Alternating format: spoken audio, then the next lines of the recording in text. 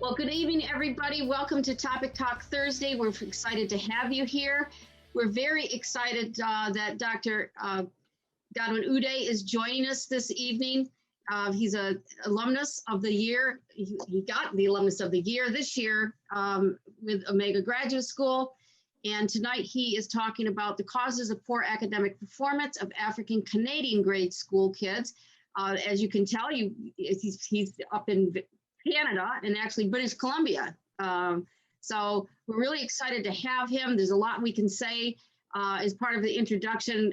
It's just such a blessing to have him with us tonight. So I would like to open it up. Thank you everyone that's either streaming by live. I do want to mention that we are streaming on Facebook. We would ask that you put your questions into chat. And also if you're on Facebook, go ahead and we'll monitor your questions on Facebook as well. And we'll, when Dr. Uday is finished, we'll go ahead and monitor. Cindy will be monitoring the questions and we'll take your questions of Dr. Uday at that time. So without further ado, Dr. Uday, welcome. Thank you so much. It is our honor to have you here tonight. All right, thank you very much, Kathy. It's an honor to be back here. I also want to thank the president, Dr. Josh Reichert, yes, and all the other staff members of OGS. OGS is a home for myself and my wife. We are both graduates of OGS. And like I said before, my kids will attend OGS. It's a wonderful place to be. And I will tell you why. It is one of the best places you can go through in the pursuit of your goal to become a world changer. Mm-hmm. Let me start by, saying that I was never referred or recommended to OGS by anybody. I was the local pastor, just pastoring a church in London, Ontario. And I just completed a doctorate in practical theology. And I had just been transferred to BC here. And while I was preparing for my graduation, one night I couldn't sleep because I found myself in an environment with a lot of social needs. And I was troubled, but I also felt incapacitated because I wasn't equipped to help the people I was working with, or even help the environment I found myself.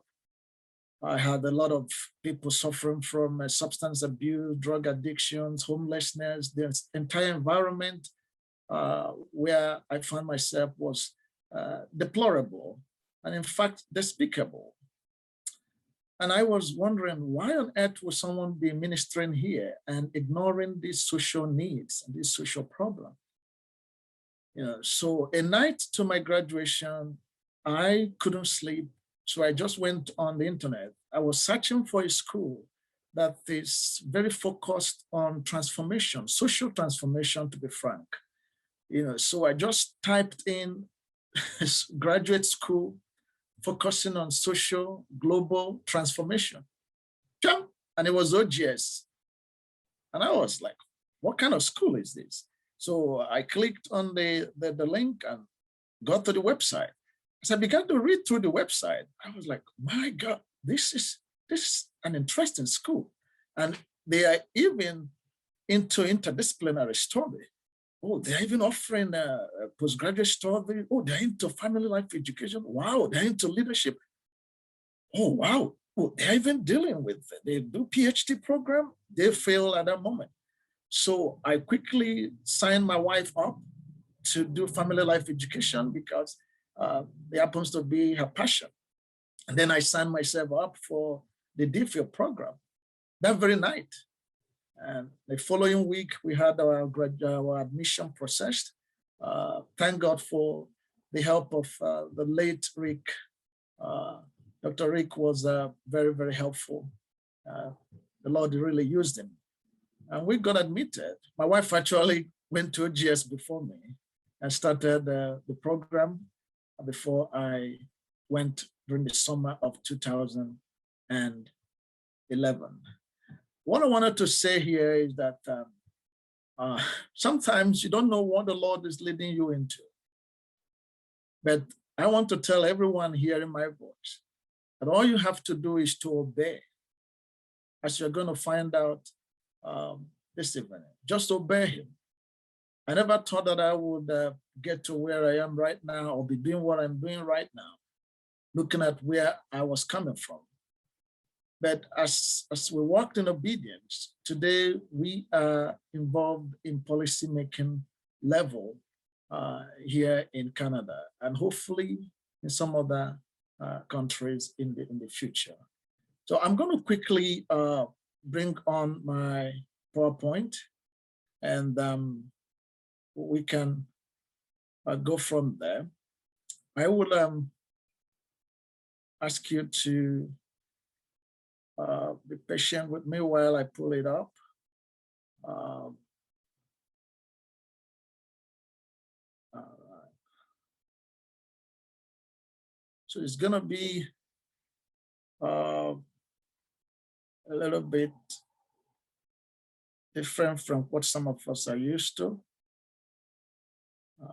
But this is the way it's going to work for us here. Okay. So are you seeing the PowerPoint presentation?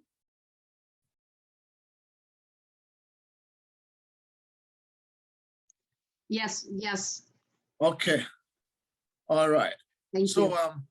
I'm going to be as brief as possible tonight, and hopefully we'll have some time for questions. So we did the research. This is actually one of our research reports. The first one I shared was on disinformation and how it impacts the minority populations here in Canada, and also how it impacts policymaking. And we came up with some powerful recommendations, which are being acted upon right now as I'm talking. There's a bill that is being pushed right now in Canada Parliament. And part of our research is helping to fuel that bill. It's about monitoring the spread of information and disinformation and misinformation in Canada, and how to protect the Canadian democracy. So our research report is one of the vital tools that the Minister of Canadian Heritage is actually working with at the moment. So we have another research report here, which deals with system change. And system change is part of the program of Vancouver Foundation. They sponsor projects that bring about system change. And part of this process involves identifying a social misdemeanor or a social problem, and then articulate a research foundation for that problem to be solved. And you need to come up with recommendations that are data-based. And from need assessment survey, you need to come up with recommendations that are data-based. And based on the recommendations, we move to the second level, which is development. The development involves bringing in policymakers who are involved in that space or involved in that particular area, who are also people who make rules in that particular department. It could be in the academic department or public school department, like we are working with right now. And then after articulating solution through the consultations and intersectorial discourse with people in that particular department, then we move into the third stage, which is implementation. So our research reports are not just for academic to be dumped in one website. They're actually being used by policymakers to change the narrative. And this particular research involved consultation, it also involved interviews and surveys of teachers and families to come up with some of the recommendations that we are going to be sharing with you this evening. But then I would like to just talk a little bit about something that I know most people would want to hear, and that is about OGS. Why OGS? Why not other postgraduate colleges or universities or schools? Why not Harvard? Why not Princeton? Why not Grand Canyon? Why not all of these schools?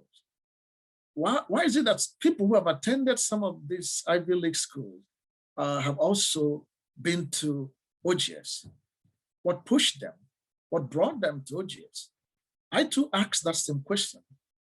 On my first call, which was June 2011, we were asked what brought us to OGS. Frankly speaking, I didn't know what to say. There were 11 of us in the class, and it was Dr. Raycard who was handling the class. And he asked every one of us, why are you here? And some of the people answered, oh, I'm a teacher and they have been taking me for granted. I want to get a PhD so they will begin to respect me. You know, I know somebody who said that. There was another person who said, you know, I work with the politicians and they take me for granted. I think it's time for me to have a PhD. And quite a whole lot of people said all the things they wanted to accomplish with their PhD. For me, a local pastor, what on earth was I looking for in a PhD? I didn't know. I just was troubled because I didn't like what I saw in the city I came to pastor. So I wanted to change it, but I don't understand how that could be done. It wasn't something I could figure out. So I didn't say a word. I just said, well, I have to go through this process. And wherever it leads me, so be it. And at this moment, I was still a local church planter here in Surrey. We just started planting a new church. And all I did was preach, pray, fast, preach, pray, fast, just like that. And here am I dealing with some courses, communication, statistics, talk about other powerful programs we dealt with during that period, leadership. I would say, well, I could use some leadership training. But most of the courses, I didn't really understand while I was going through all of them. But very soon, it became clearer to me as I continued with the program. A lot of people dropped out before we even got to core 3. And I would encourage anyone who is probably thinking of doing that not to. Don't quit. Keep pushing. By the time you are through, you will ask yourself, why did I waste this time before coming to OGS? What actually made it so difficult for me to say yes when I was told about OGS? Now,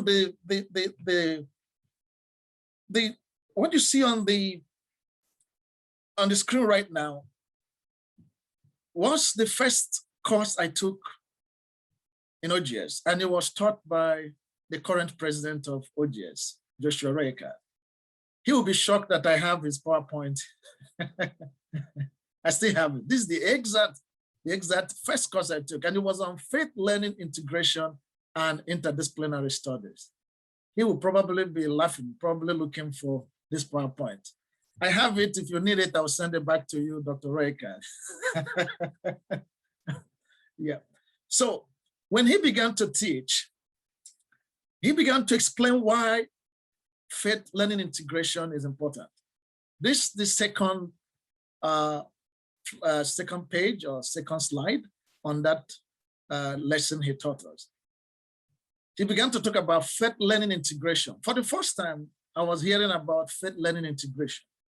And he defined it as something that's concerned with how you can systematically integrate your religious faith into your learning.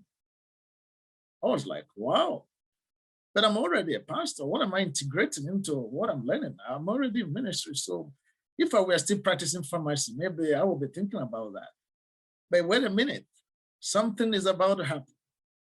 So he moved further and he taught us about interdisciplinary research. And that was when the light bulb came, boom, interdisciplinary research.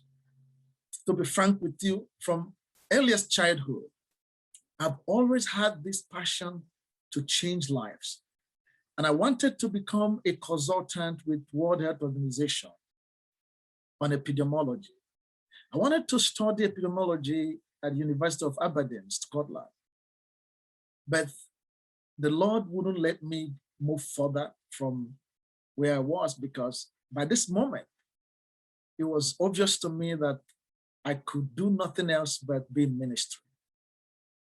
So I gave up that. But that passion to bring about change, to transform lives, was always there.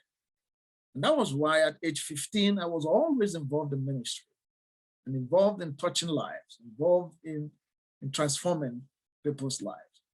So hearing about interdisciplinary research and the methodology by which faith learning integration can occur, I said, wow, so I can actually mix up a whole lot of my knowledge and bring solution to the society.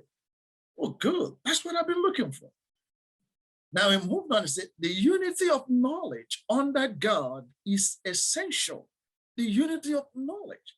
It was in OGS I realized that all truth is God's truth. Suddenly I started asking, okay, so that means I didn't waste my time graduating as a pharmacist. Suddenly I'm not wasting my time maybe being in ministry. Maybe it wasn't a waste of time that I had to study counseling. Oh, it's not a waste of time that I had to go through some of the stuff or some of the challenges I went through. Now everything was coming together to shape what God was planning for me and for my family, because we work as a team now. And OGS became that foundation. And I'm going to show you what happened. When I was in Core 3, I took a course on leadership. For the first time, I studied about transformation leadership. And that very week, I could not sleep. I didn't go home after the course finished. The Lord said, don't go home, sit. I want to show you something. Because I was asking Dr. Ibrahim from Trinidad and Tobago, who did a research on leadership. Mohammed, not Ibrahim, Dr. Mohammed. Yeah. So I asked him about his research, and he was explaining his research to me. He was graduating during that time, and we were at the gathering place, having lunch. So I sat on the table with him and some of the other graduates. So I was explaining to them my situation and my challenges. And they were really laughing at me that I was in a situation where I was really shouldn't be. I was serving under a ministry and things weren't really what I anticipated. So I was asking them for counsel. And they said to me, you mean this thing you're describing happens in North America? And I said, yeah, it's happening in Canada where I live. And they laughed. That was when I knew something was wrong. I was in a place that I was not supposed to be. In fact, I felt that I had outgrown where I was. So I didn't go home after Core 3. So I stayed right in the school where I was accommodated. I went inside my room Friday evening, did not come out until Sunday evening. Within that 48 hours, the Lord gave me a blueprint of my life thenceforth. And I called my wife and I said, we're about to move to the next level.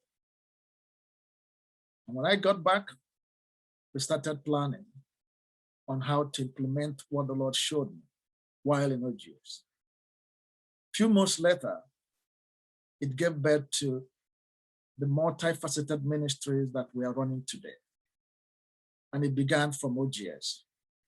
It was simply hearing his voice while in that campus, getting a blueprint while in that campus, stepping out by faith and watching God fulfill what he promised. And that was why I put up the first flyer where the page said, why OGS? Why OGS? There are schools out there, but when you talk about a school that equips you and puts into your hand the resources that you need to really transform not just your life, but your community, your church, the government mountain, the entertainment mountain, the economic mountain. All these cultural mountains are waiting for us. And I want to talk to people who probably will say, but nobody hears my voice. Nobody will understand what I'm going to tell them. Look, I came up with this word. Data speaks louder than words. Nobody doubts credible data. If you have credible data, people want to hear you talk. That was what we discovered. That nobody would ask you, oh, are you a pastor? Oh, are you a believer? Nobody asks that question. Some of the people that I deal with right now, they don't care whether I am a pastor or not. What do? They just want solution. They just want to hear from this guy. They just want to find information that will help them make informed decision. And that's how we impact culture. That's how we transform society. All right, let me move further quickly. People want to know, who am I? I was actually born and raised in the southeastern part of Nigeria. And I'm from the Igbo tribe, the Igbo ethnicity. I remember that Virginia happens to be purely considered as the Igbo land in US. We have over 250,000 Igbo people in US right now, and they're all powerful people, scholars, mayors, doctors, scientists. They work in NASA. So, and we are also, there's so many of us here in Canada. We are one of the most educated ethnicities in the whole world. Almost every family in my place has a graduate. In fact, some have even more than just an ordinary graduate. So that's the kind of place where I was born and raised. I was born in a polygamous family of 15, and I'm the first son. So I grew up not knowing what it was like to be a young man. So I had to fight so hard to succeed so fast. As part of our culture, it was my responsibility to raise my siblings. And so I've been trying to do that, and I'm still doing that right now. We lost 2 of our girls, but we still have 13 of us that I lead right now. So I graduated as a pharmacist from the prestigious University of Nigeria in Nsukka. This is the first indigenous university in Nigeria. It was established in 1960, where I graduated with a Bachelor of Pharmacy. So I practiced pharmacy in Nigeria before immigrating to Canada in 2004. So I have been involved in ministry, actively involved in ministry at the age of 15. I've been into church planting, mission work, cross-cultural mission works. I've been a campus pastor. I've been a graduate pastor and leader and church plant. I've been almost everything when you talk about ministry. I've worked with the leadership of Assemblies of God Nigeria at the top level, and I've helped plant churches for them while I was still at university. It was at UNN, the University of Nigeria, in Nsukka, I met my beautiful wife, the Dr. Blessing Ude, a graduate of OGS2, and we worked together as missionaries and also as campus pastors. So I've published works. These are some of the works I've published.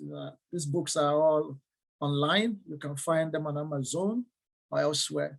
I wrote this book 20 years ago, Becoming Extraordinary, where I outlined the pathway for everyone who really wants to be successful to follow. And sometimes when I look at what I wrote 20 years ago and how it has also helped me get to where I am, it shocks me. This book was written as a result of some of the interaction I had with Dr. Ward, the love myth.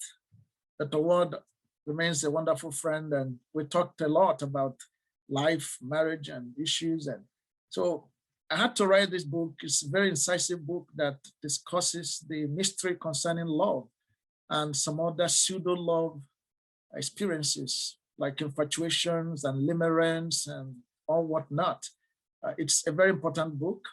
You'll like the content.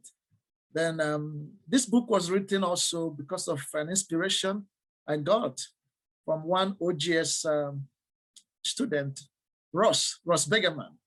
We were driving from OGS to Atlanta Airport. We were sitting right in the car. He was driving, I was in the car with him. So we're just talking about what some of the distractions that men face. And oftentimes women consider those distractions as if the man is pursuing another woman. So not knowing that the man may be passionate about maybe sports or hobbies or some other stuff. So men can easily get married to distractions. And so I had to write this book to describe some of those distractions. And we call those distractions The Other Woman. It's a very important book. You can find them in Amazon. So this one is Life Lessons from My Father. It was a book I wrote as a tribute to my dad, who passed on 9th of October, 2011. It was my father's dying or death that really sparked the transformation in my life and everything, because God used it to speak to me. Yeah, so these books are all out there. You can get them from Amazon or any other place books are sold. There are many other unpublished works that I have, of which will soon go into publish. Okay, so let's talk about social impacts. What are some of the social impacts that God is helping us to make? About 2 weeks ago, we got a call, and it was from a federal minister. This is a federal minister, more like the secretary of let's say the secretary of family or secretary of agriculture, or federal secretary of anything in US. In Canada, the person is called minister. So this is the Minister of Family, Children and Social Development, Canada, and is by name Honorable Ahmed Hussein. And this is the MP. In US, they are called congressman. This is my congressman here. So he called me through the office of my congressman and said, oh, I would like to come and see what you guys are doing in Kingdom House Foundation and in Surrey. And it was within 24 hours. I said, okay, you can come over, sir. And that was it. The following day, he and his team drove into our facility, and later the congressman showed up, and we had a wonderful time together. He saw what we're doing. He was very impressed. And in that week, we had the youth camp, and it was a powerful program. We had a lot of discussions and interactions with the youth. This was actually the second meeting we are having with him. We had a Zoom call with this federal minister where we discussed on policies affecting minorities in Canada and how to really develop programs that will reach these visible minorities and marginalized communities. So this is the level that by God's grace, we are operating at the moment. And here was a month ago, we had a call, and it was from this office of the CEO of Canada Mortgage and Housing Corporation. This is a crown corporation. In Canada, this is called the crown corporation or corporation owned by the government or partly owned by the government or controlled by the government. And she's the CEO, and they called me alongside, I think, 12 others to discuss on how to develop policies that will help reduce the rate of homelessness in our communities. They wanted to sample out opinions and ideas, and I did offer my ideas and what I think should be done. And they have been in touch with me since then. In fact, today I got a call from the office, and they scheduled a meeting. So on Monday, I will be speaking with the office of this CEO as we develop strategies on how to ensure that as many as are qualified will get the opportunity to own a home all across the Western Canada here. So this is the level we are operating right now because we produce empirical reports that are credible, that are original, and government agencies are looking for this to help them craft policies that would help solve social problems. And this is why I said OGS is not a small school. It's not your average school. You may not know why you are there, but push forward. If you resist the temptation to quit and you finish up, get ready, open doors will come.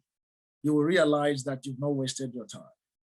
Now, this is not just it. We also, about a year ago, we had a visit from a counselor. This is one of the most powerful counselors in our city, Brenda Locke.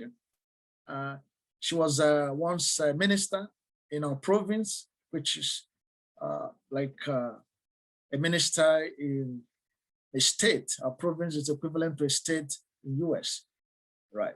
So she paid a visit and she was with us 2 days. I mean, twice. She came actually twice last year. And then this is another opportunity to shape the flow of information and information equity, content equity, and how to handle and manage information flow across minorities and across the communities who are considered visible minorities in Canada. So I was one of the panelists that discussed on how to collaborate and solve the problem of disinformation and fake news based on the research we've done. And some of the other panelists you're going to find here are professors from Oxford, University of Oxford, England. This is an associate professor. This one is also a professor from Ryerson University. We have other scholars who were my co-panelists during this event, which took place, I think, last March. And it was organized by the Ministry of Canadian Heritage, which is another department of Canadian government. Under this ministry, they have a program called Digital Citizenship Initiative. And I happen to be one of the panelists. They consult and ask for opinions and contributions in making policies and crafting programs and developing bills on how to manage information across Canada, and especially information that affects a minority. All right, so here is part of our social impact food security program. We feed a whole lot of people. This is the lineup, and we do this on a regular basis. We are currently developing this program connected with a lot of donors. So we have a food security program that we carry out almost on a weekly basis. This kind of lineup we get. Okay, so I'll just briefly discuss our research on the causes of poor academic performance of the kindergarten to grade 12 of African Canadians. The reason why we did this research and completed it was because there have been a lot of reports that immigrant Black Africans in Canada are having issues, challenges, especially in the grade schools. And the government have been looking for ways to articulate some of these challenges and find solutions to them.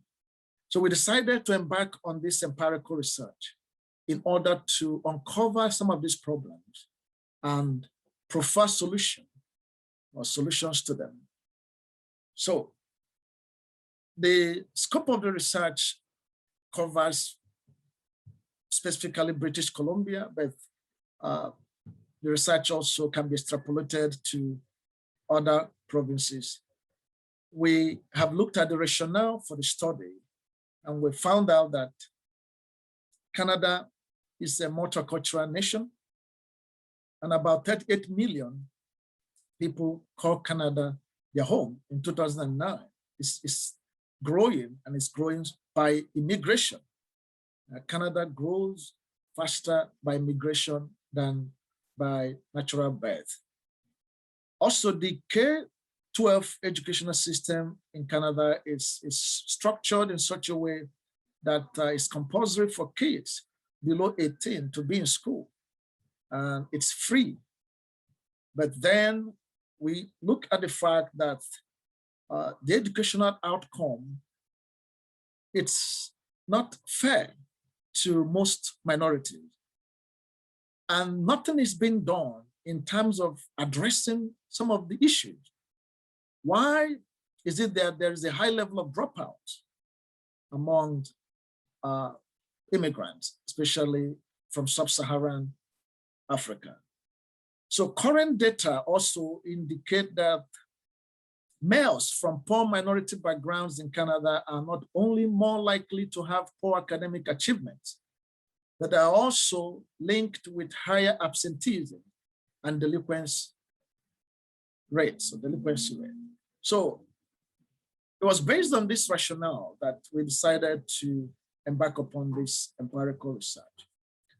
So there's barely any empirical study that explores African Canadian children's academic performance patterns and the underlying factors influencing their grades, especially here in British Columbia.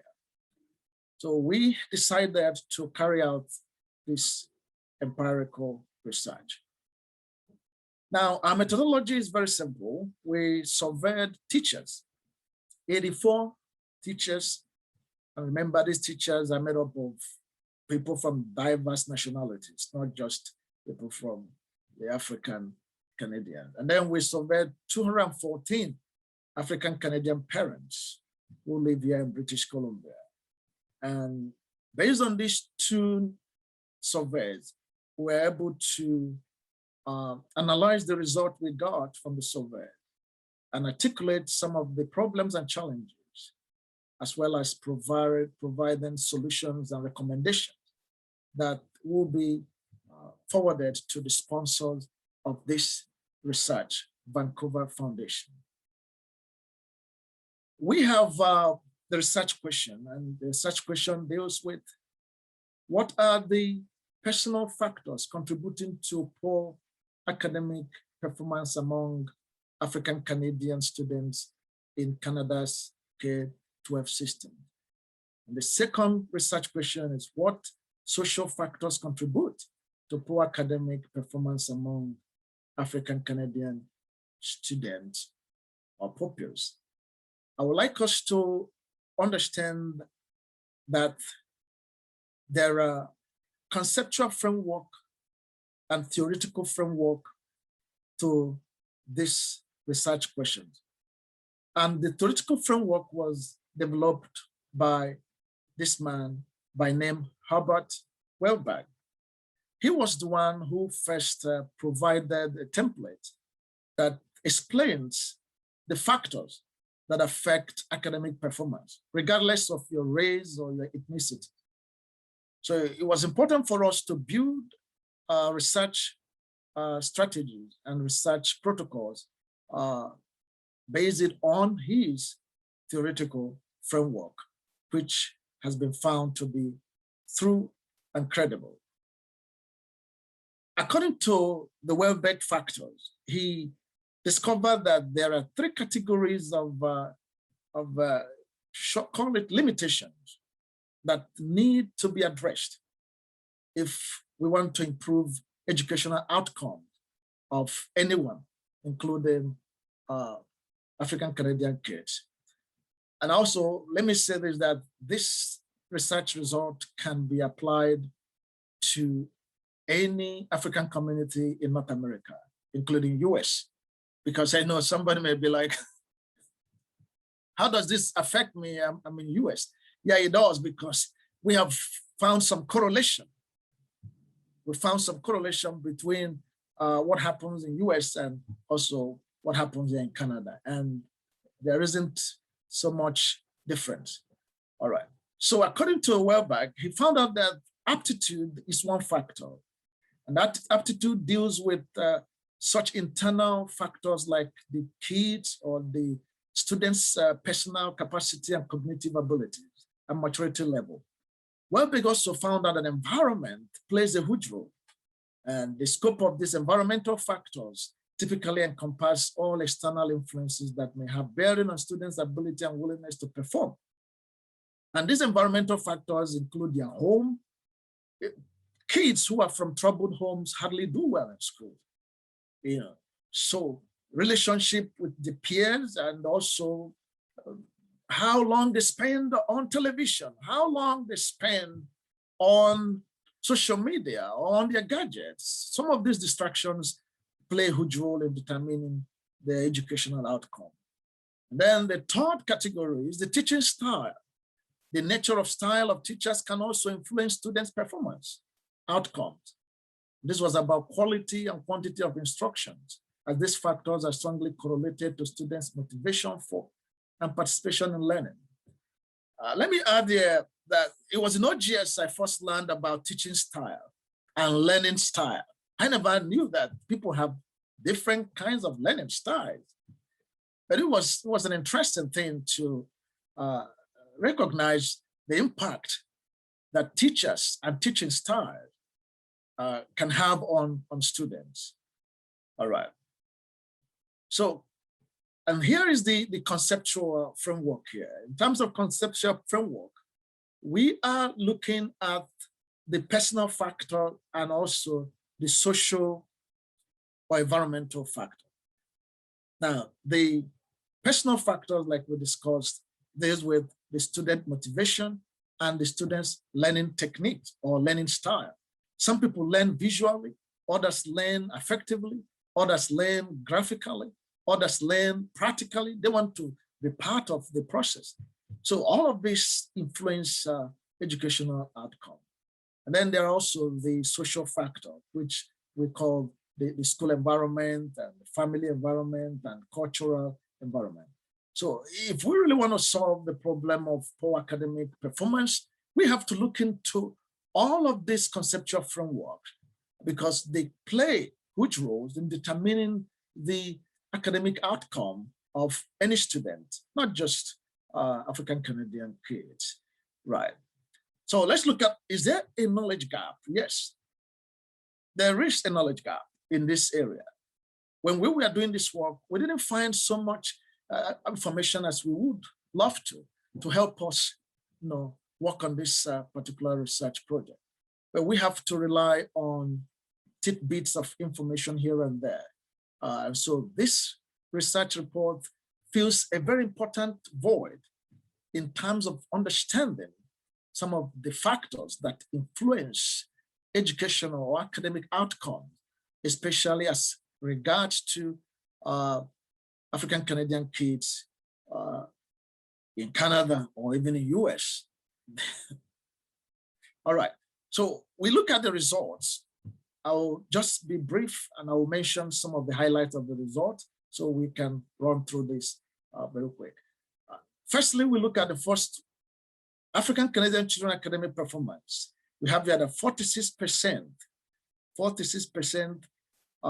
the number of sample teachers reporting that their rating of African Canadian children academic performance. So 42% believe that it's okay, but 19% believe that it needs some improvement. And 19%, which 20% or 20%, it's not an insignificant number. So we want to work to reduce this so that we can increase this and ensure that the teachers and the students have the same outcome, and not the teachers believing that no problem, there's no problem, but the families concerned know that there's a problem. The kids are not doing well. What are the factors? Why are they dropping out from school? All right. So here we also found out that the number of parents and their ratings of their children academic performance. About 42 believe that it's excellent, and 28 believe it's good. But then we have 14% who believe that something needs to be done. I remember that we surveyed mostly average families with parents who have gone through college. In fact, some of them have Ph.D. So not just the many family. So if we have 14% from that level and that category of parents, what happens if we go down to people who are not educated? The report will be more horrible than what you're seeing here. Okay, so we look at here, 15% of the teachers surveyed believes that the overall rating of native Canadian children academic performance, needs to be improved. It needs to be improved. So you can look at this as I run through them. So I don't want to bore you with these figures. I just put them up here, and then you can guess through them and write down your questions if you have any, and I will entertain them as we conclude the presentation. All right, so this number of teachers perceiving the challenges African Canadian children face in school. Some believe that problem is language barrier, 13% talked about racism and segregation, 9% talked about bullying as a problem, 10% believe mental health issues like ADHD and depression. All right. So this is sampled parents who perceived study barriers to their children in school. Now, 22% believe, oh, their kids don't have any problem. They are doing well. But then 10% believe there's the learning difficulty. 10% believe that, there's mental health problem. 1% thinks about distraction. 7% believe that their kids are not doing well because of bullying. All right. So the number of sample teachers expressing their views regarding factors affecting African Canadian children's school attendance. They're reporting the same thing. There's language barrier, 7%, family financial challenges, 12%, family issues, 20%. Teachers get report from students. Why are you late? Why are you not focusing? Why are you sleeping? Why the class is going on? So the teachers have firsthand experience of some of the challenges kids have resulting from crisis in their homes and their families. So this is the graph of teachers expressing their opinions regarding percentage of African Canadian children missing school because of financial issues. 1 to 24%, 25% say that 26% of students, they miss school because of financial challenges. So poverty amongst minorities affects the performance of their kids in school. We've established that. Also, we've established also that the number of teachers expressing their views regarding factors affecting African Canadian students in school. We have the same report. All right. Okay. So let me rush through this because of time. We can send this PowerPoint to anyone, but I'm going to go direct to the recommendation, which summarizes all of this. It depends on if you want me to discuss the graph. I don't think we won't be able to finish this today because this is a very extensive work, but you can see some of the results here. The reports from parents and teachers, all supporting our discoveries. Each of these graphs reports the parents, and others report the teachers, and the reports are corroborating each other, showing that the outcome of this report is supported not just by parents, but also by teachers. And these teachers are drawn from diverse ethnicities who teach in the public school system. All right. So this is the number of parents who say they have problems paying school-related fees. The great school in Canada, you don't pay school fees, but there are other related expenses like buying clothing and materials for the kids. 27% believe that it's very expensive for them. Like I said, economic inequity is a very big problem in the African Canadians community, not just here in Canada, but also in US. Because we have percentage number of parents expressing their levels of difficulty in paying school fees. We see the same thing, 34% say they have problems, buying quality clothing or clothing their kids properly, or even providing meals or paying for sports. Very challenging.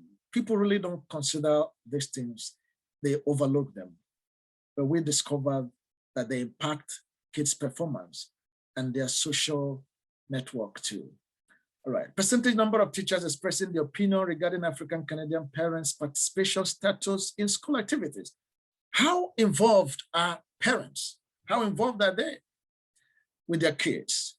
Most African Canadian immigrants here work 2 or 3 jobs and they hardly have time for their kids. And here in Canada, actually the parents work as hard as the teachers if you want your kids to really do well. So imagine a situation where the parents are not involved. So about 43% said they are fairly active or actively involved with their kids. 30% said they are passive, completely passive.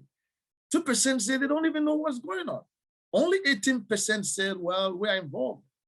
Only 7% said we are actively involved. So you can now look at the fact that the problem is multifaceted, it's hydra-headed, it's complex. The conceptual framework is actually true. There are several factors that play in trying to understand the root factors that influence, affect performance or educational outcome of minority students. All right, so we move further here, we see the same result. Lack of participation, lack of involvement, all reported by the parents. How many times are kids reporting challenges in school? 1 to 2 times. 48% of the kids report problems to their parents. Problems like bullying, like racism, like apathy by the teachers, and all kinds of school-related problems. 48%. 48%. So you see, we have to look at how to restructure the public school system to understand issues and specific challenges that Black Canadian kids face. So here is also another report on the level of engagement of parents in their kids' activities. 71% say, oh, they're involved. But we also have 23% that said they are not actively involved. 5% say they're not even involved in their kids' schoolwork or homework. Why should it be so? So we are discovering this from empirical perspective, and we are moving forward with developing policies that will help restructure the public school system and engage the teachers in order to influence these statistics, influence it to the positive side. All right. So we have other related reports corroborating the issue of racism, bullying, financial difficulties, language barriers, and even mental health challenges, peer pressure, inability to make new friends, and lack of teachers, enthusiasm. All of these are factors we've discovered that affect the educational outcome of these minority kids. All right, now this is a shocker. Pay attention to me. We asked the parents, what kind of friends do your kids have in school? What kind of friends? So here we have the percentage number of kids with non-African friends at school. Watch it. So these are Black kids. 94% claim they have no other friends except other Black kids. Why? Why should it be so? In Canada, in British Columbia, a country that prides itself as a bastion of multiculturalism, and only 6% claim they have friends outside of their ethnic group. So that is the question we are trying to solve there. Great. So we have another report here talking about the satisfaction of parents with their kids' academic performance and parents' response regarding their kids' sports and social activities. Why is it that Black kids like basketball more than hockey? Only 6% claim to love hockey. Black kids. 20% basketball. 19% soccer. Why? Well, we discovered that your chances of getting a scholarship as a Black kid playing hockey is next to zero. But your chances of you getting a scholarship playing basketball or soccer is quite high. So they all watch NBA and they see people like them. So that's what they do.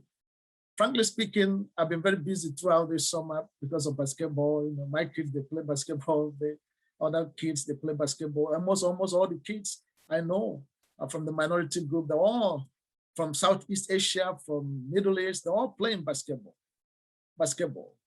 You know, only a few of them get involved with swimming or baseball or dance, all of it. So these are some of the important things that we are discovering. As we move on, we see teachers' opinion, African Canadian children participation status in school sports and social activities, where they claim, 42% are active. But why is it that 35% are not actively involved in school sports? What's the problem? Are they not being fielded? Are they not being allowed to join? What's the problem? You know, so these are some of the things we want to really deal with as we move this research report to the development stage. Only 13% claim to be active. So look at it, a significant, problem to really tackle, a very big one. All right. So what of the percentage of sample teachers giving their opinions regarding African Canadian children performance in sports? Well, 38% of the teachers claim that the students are doing well. 40% claim, the African Canadian kids, they do well, acceptable. 11% say they need improvement, but it all depends on the sports anyway. So because of this, some of these kids really don't get involved in school sports, but they can get registered in clubs that are outside of the school and play at the club level instead of playing for the school, where they might not be fielded by the teachers. That's why we got that result. All right, so we still continue with the same social activity and sports. Some parents claim the kids don't have problem with, issues with sports in school, but there are others who claim that their kids are having issues of racism, bullying, lack of sports equipment, lack of support from teachers, and bullying and physical abilities. Look at all of this. So there are still some areas to be worked on, areas of improvement in the public school system with respect to engaging Black kids and other minority groups in school, sports, and social activity. Okay, so we continue with the pie chart of what we've just discussed, and we'll move further on the issue of integrating programs in schools in order to solve some of the listed problems we discussed. And this is where I would like us to pay attention, because here we're going to be looking at some of the suggestions made by teachers and parents on how to solve this problem. First, 21% believe that this is coming from the teachers. The teachers were sampled, made up of both Caucasian Canadians, Southeast Asian Canadians, and other visible populations who are made up of the public school system teachers. These are some of the recommendations they gave to solve the problems we just outlined. They believe that to help African Canadians,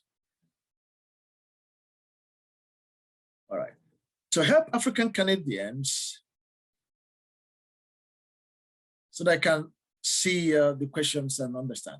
All right, so they said to help African Canadian children improve their language and communication skill. Language and communication skill is a very big problem, preventing most of the kids from really fitting into the school. 19% believe that to help African children interact and blend well in school, they have to be encouraged. And also others believe that they should introduce African Canadian children to new learning environment. Others believe in orientation. The kids need to go through proper orientation. Like I said, the parents we surveyed, majority of them completed college and university. So we look at the occupations of the parents. Most of them are quite very comfortable, doing very well. And like I said, the group we surveyed reported this problem. If we go down the economic ladder a little bit down, the result will be more devastating than what we are seeing here. All right, we're almost done with this. So this is the percentage of number of sample parents and the number of household numbers we discussed. And this deals with the percentage number of household under each annual income. About 30% are making over 100,000. So if people who are enlightened, who are well-educated, if their kids are complaining of this, what of those who are from poorer background, so to say? All right, so this percentage number of monthly expenditures, which tells us the economic status of the people we surveyed. This percentage number of sample teachers reporting strategies to improve academic performance. Some believe that the teachers believe that the parents should spend time with their kids, 31%. And this is an area we are pushing right now. We just finished a youth camp, and this is one of the things we taught is about parents getting involved with their kids. And we're pushing this aggressively. The teachers cannot fix your kids. You have to be involved. No complaining, you have to be involved. All right, so these are other suggestions by the teachers in order to improve the academic outcome of African Canadian kids. They believe that they should introduce African cultural subjects and cultural awareness and African-centric curriculum to help. They also believe financial help is important, especially to poorer families. The Canadian government does well in this area. Then we also have another recommendation, the parents getting involved with their kids. 36% of the teachers suggested that. Okay, so we're almost done. Now we can look at some of these. They are reporting almost the same thing. Involvement of parents with their kids and teachers becoming more sensitive to cultural context of the children, and then helping the kids overcome integration problem and bullying and racism. So this is where we are almost coming to the end of this summary. And here is the discussion. In this discussion, we look at how the identified Wildberg's educational productivity model has helped us to articulate this problem. And the factors we enumerated are actually the factors that are widely known to affect the educational outcome of any kid. And for Black kids in Canada, the impact is more pronounced. A cumulative 21% of sampled African Canadian parents suggested that motivational factors, including family financial issues, and teachers' support were significant barriers to their children's successful study at the Canadian K-12 grade schools. 32% of sampled teachers alleged that family issues and family financial issues pose significant challenges to African Canadian children's successful study in Canadian schools. So this report is actually going to be submitted to the Ministry of Family, Children, and Social Development. It's going to help them articulate a better policy. It's also going to go to the school board and the provincial school system. All of these are designed to help get the kids properly situated, studying, learning, improving, and growing. So here are the recommendations as we round up. Integrating findings from the surveys, including proposed measures for improving African Canadian children's academic performance and insights from Wellberg Educational Productivity Model. These are the following recommendations. Number one, introducing African cultural awareness programs and subject in the K-12 grade school. Number two, increasing the financial aid towards the education of poor immigrant African Canadian children. And number three, educating African Canadian parents on the importance of their involvement in their children's schools activities. Number four, introducing parent-student participation programs, getting the parents involved in their school activities.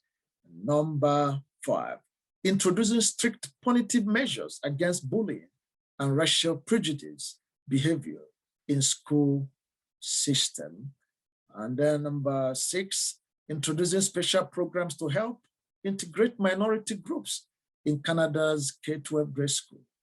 Reforming hiring policies to ensure diversity in the hiring of K-12 grade school teachers. The reforms will enhance the hiring of more African Canadian teachers in the K-12 system. Reforming the training of grade school teachers to ensure sensitivity to diverse cultures. Number nine, introducing core subjects about racial inclusion and social justice. Number 10, creating functional disciplinary departments where victims of racism, bullying can report cases and where school authorities can investigate before resorting to disciplinary actions. Number 11, if I'm correct, creating and ensuring functional counseling departments where students with mental challenges or learning problems can seek help. So in conclusion, according to the Wellberg Educational Productivity Model, the pair and class environment affects student performance in learning setting. Peer pressures, bullying, teacher support, racism, racial prejudice form key elements of the class and the pair environment. The Wellberg Educational Productivity Model also adds individual students' learning abilities to the list of factors influencing academic success. We discussed that in figure 1. And then the survey results also indicate that an average of 1/3 of both the sample teachers and parents collectively contend that individual students' learning abilities elements, including mental health problems, language barriers, and learning difficulties, pose as barriers to African Canadian children's school attendance and effective studying. That means there is a significant gap in the Canada's K-12 grade system in addressing African Canadian students' learning disabilities compounded by mental health problems, learning difficulties, and language barriers.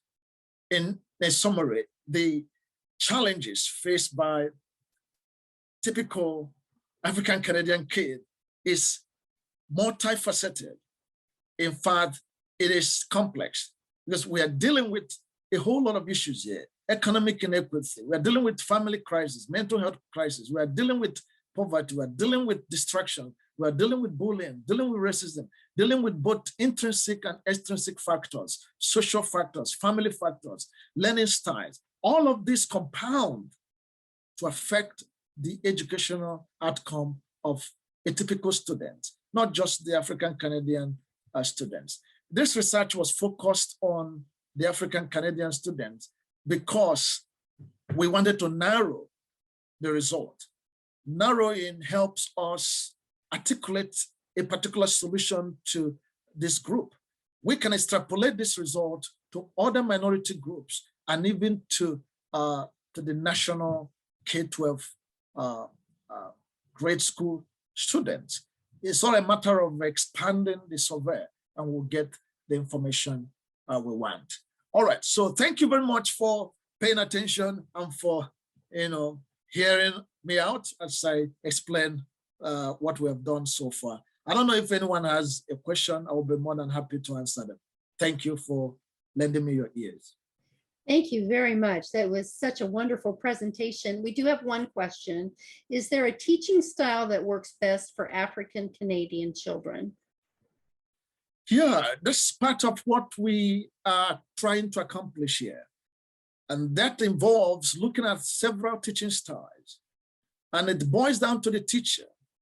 Every teacher should understand the concept of teaching style and then be able to understand his or her students, understand their learning styles. It's part of what teachers are taught in their training or during their education. They are taught about learning styles and teaching styles. So every good teacher should understand each student in his or her class and be able to communicate to that particular student based on his or her learning style. That's what we are advocating. And also we're advocating that teachers should not lump the students into the same learning style because it's not going to work. The reason is because the African students, African pupils in the class come from different backgrounds. They might come from a war-torn country. They might come from families with a lot of mental health problems due to trauma, war trauma, immigration challenges, refugee challenges. Most of these kids don't have their parents at night because they work night, and the kids play video game till dawn, and they get to school and they are sleeping. So that's where we also recommend having a functional guidance and counseling department in the public schools that will have the capacity to talk to these kids, provide a solution to their mental health challenges, answer their questions about issues of ADHD and depression. It involves the government to get into this particular, this level. They have to be involved in a level where the African Canadian kids are taken as special case because they are coming from different backgrounds. They are coming from different experiences, environmental experiences. They are not just like every other kids with parents who have been here or who are born here or who are raised here or maybe the third generation immigrants. For this first generation kids or kids whose parents are first generation Canadian, they have multifaceted challenges and they require specific attention if we want to fix the problem. Very good, thank you. So have you thought of ways the church can assist with some of the family environment barriers? Children take what they know from home to school and church. You're right. That's basically what we are doing. In Kingdom Acts Foundation, we run multiple programs here. The past 2 weeks, we've held youth camp and we've held children's summer camp here. And we've involved their parents. We've also involved the local government officials.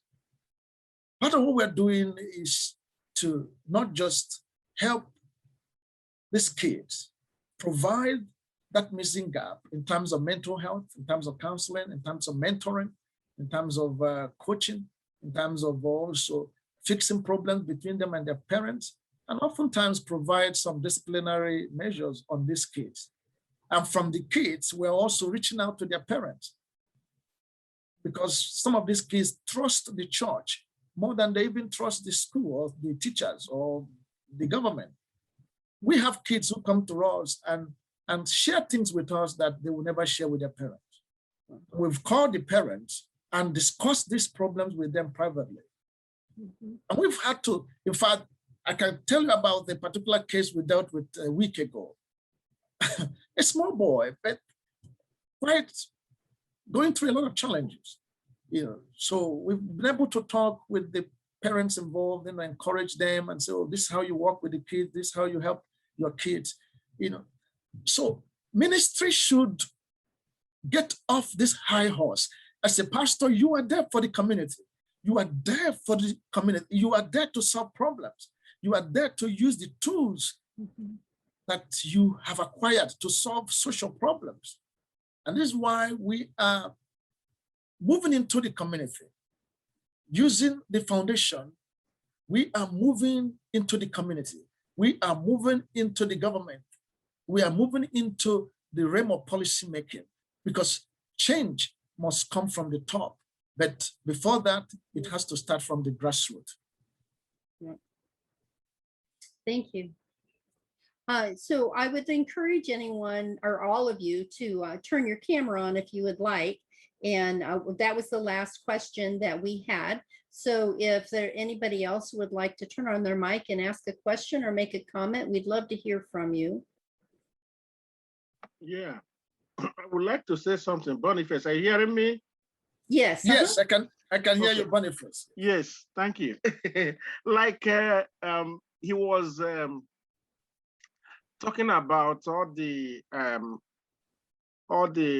research work he has so far made and the outcomes of that research. Like he was talking about the African Canadian on methodology to teach them in schools. Here in the Western world, they are very exposed to so many electronics and computer, whatever. Some Africans that are here were not all that exposed. From grassroots. Some of them just met computer when they were in high school or even in university. Using the computer to draw graph and this and that. And so when you are approaching a pupil or a student in K-12, there is the need to teach the child with concrete objects than teaching the child in abstract. When you teach a child in abstract, he's just like thrown into a sea. He's just like in a sea, doesn't know what to do, how to come about. So there's always the need to be concrete, using some prototypes, teaching aids, to making sure that you drive home, your lesson by the use of prototypes, teaching aids, So I think that was what the doctor was trying to emphasize here, so that you don't teach the Canadian and other Canadian origins or American, you think that they have the same, they are flowing in the same way. No, because the exposure or the technological growth or development is not at the same rate in every country. Thank you very much. Thank you. Dr. Uday, I'm sorry, would you like to say something about that? Yeah, what Boniface was talking about is correct, it's right. We discussed learning styles and teaching styles. On the side of the teacher, we are talking about teaching style. Every teacher should be equipped with diverse teaching styles, because students come with different learning styles. There are some students who can grasp abstract concepts very easily. Very easily.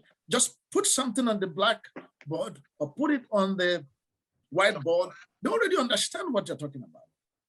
There are others that will be waiting until you bring maybe something to show them.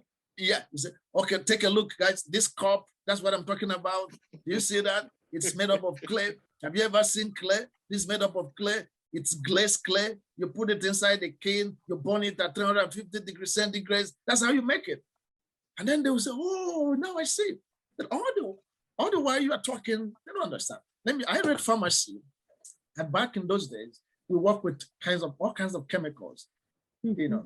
And I will frank with you, who will be in the class and the teacher will be teaching, you know, we're balancing all these chemical equations, and we'll be like, oh, God help me, what's going on this blackboard? You know, it's not to make sense. But when we get inside the lab and then we are looking at the salt, we are mixing the salt, and we are compounding the preparation there. Oh God, I mean, you the excitement. Better. I produce the tablet. Me, I can make a tablet. I make medicine. The experience is unspeakable. This is what we're talking about. And unfortunately, in most African schools, they don't have the tools, they don't have the equipment, they don't have the wherewithal. You know, so we are saying that some students, they might be African kids or it might not be, but some students learn by demonstration, affective learning style. Others have this hyper ability to grasp concept cognitively, immediately. They visualize, they understand. That's why we survey teachers. We ask the teachers, tough questions. They had to respond. And most of them responded well. And based on their response, we realized that there are so many rooms to be improved or to improve on. There are rooms to improve on delivery.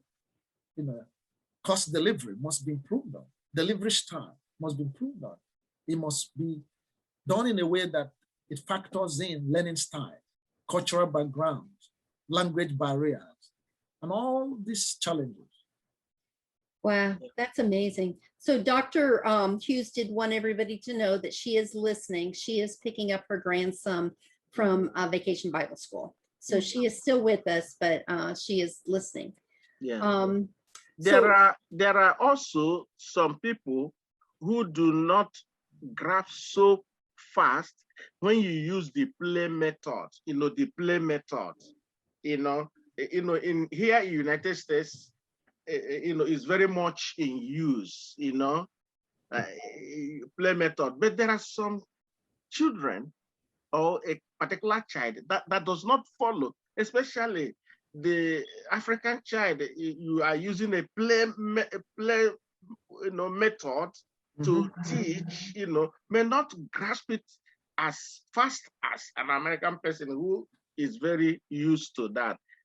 In our own time, what we do is they take us outside and then demonstrate it. Then we'll be able to understand, even through play or playing, you'll be able to know. Like you want to teach a child parts of the body, you begin to do, sing some, touching your head, touching your hand, touching your nose, and then you'll be able to learn all parts of the body. So not every child can do it without really demonstrating it through play. So I am sorry to interrupt, but we are almost out of time and we have one last question.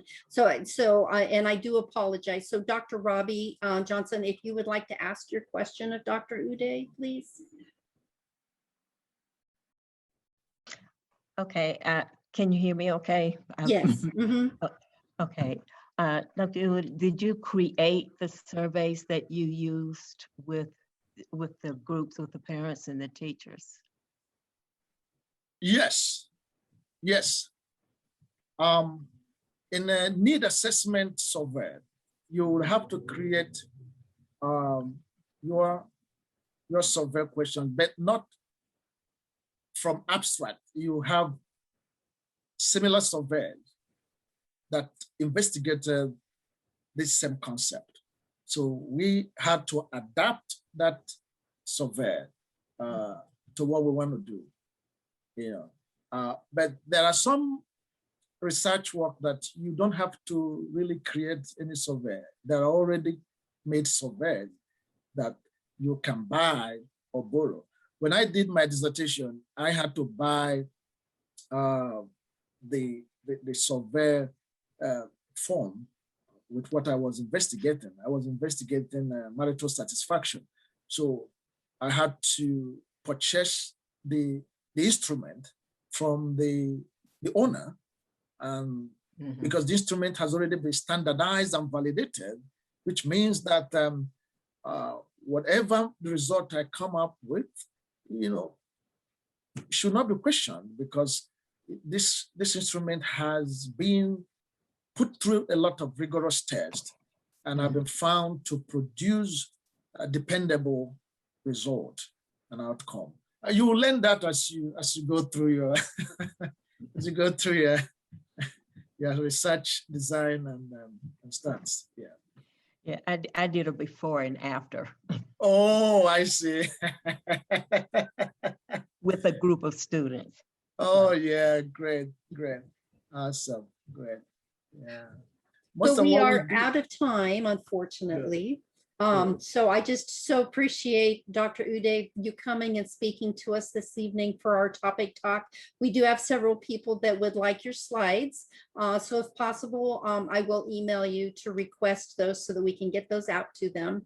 We will be, we did record this, so we will be having our studio folks take and get this up on YouTube, besides it being out there on Facebook.